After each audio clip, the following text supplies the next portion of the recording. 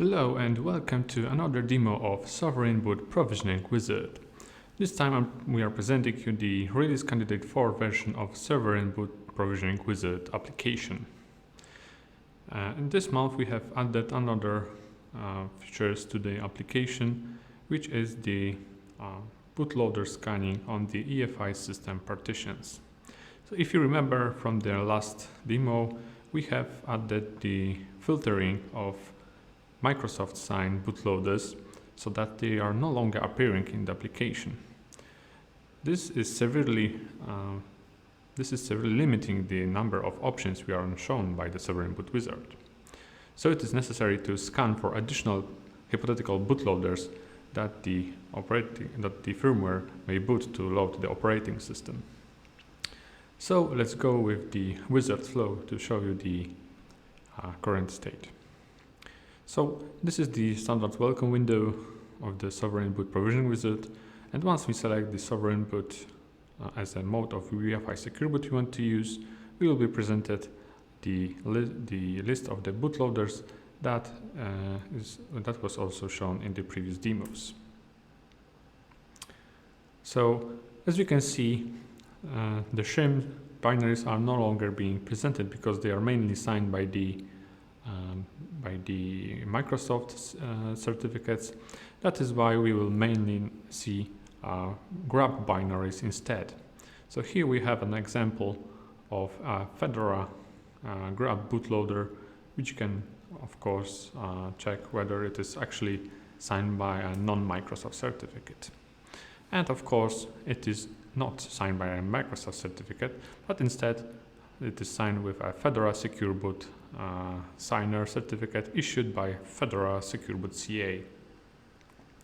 We can attempt to, of course, trust this certificate or this image by adding the certificate to trusted image database, but of course under the condition that the certificate is actually valid.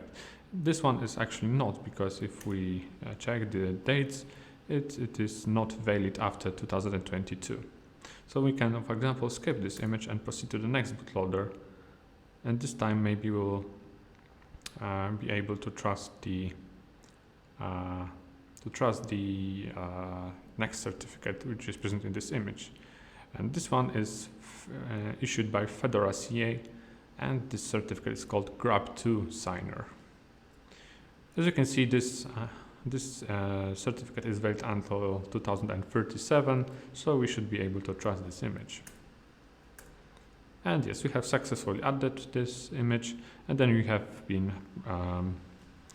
have moved to the next bootloader. Okay, assume that the Fedora grab is the one we want to boot, so we can skip other bootloaders. Okay, and we have run out of all bootloaders.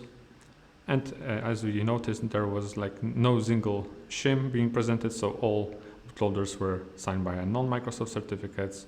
So we may just finalize the provisioning process right now, and we should boot to the grab bootloader we just selected as trusted.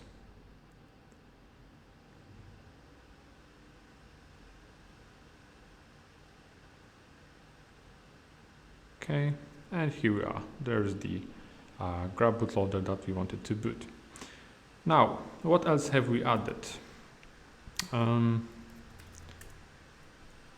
case the secure boot verification fails, for example, we had a mechanism that allowed the firmware to invoke the Sovereign Boot Wizard again to decide whether we should trust this unverified or untrusted image, just in case the user, for example, wanted to make some different choices during the provisioning.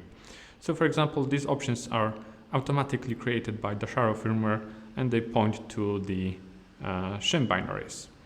So for example, if we attempt to boot any of those, we will most likely end up with verification failure because we no longer have the Microsoft certificates in our trusted certificate database. And yes, we are seeing the window that is saying, okay, you have attempted to boot an untrusted image, so what you would like to do with it? Of course, Sovereign Boot Provisioning Wizard is not showing any binaries that are signed by Microsoft certificates. But in this special case, we actually want to show it, and we have added a special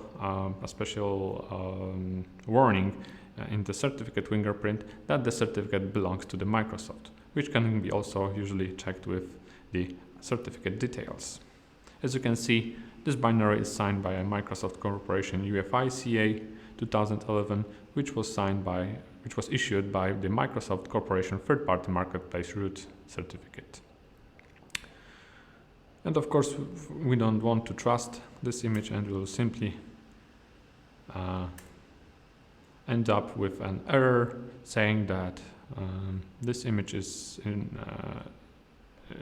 like invalid, or the signature is missing, or possibly it is not signed with a valid key or a trusted key. So if we press any key to continue, we should be back to the previous window that we were present in. Okay, and that's basically it for the new features. We of course are still in progress of implementing the interactive mode, which should be available in this window. However, this is like a major milestone to achieve, and it will be added in the next release. So the next release will probably be the one that is already suitable for production and will not be marked as a release candidate anymore. So stay tuned for another demo where we will present the interactive mode capabilities that will allow the users to more fine-grained control over the sovereign boot provisioning, augmenting the current configuration, but also inspecting what is the current state of the platform and secure boot databases. So thank you, and see you next month.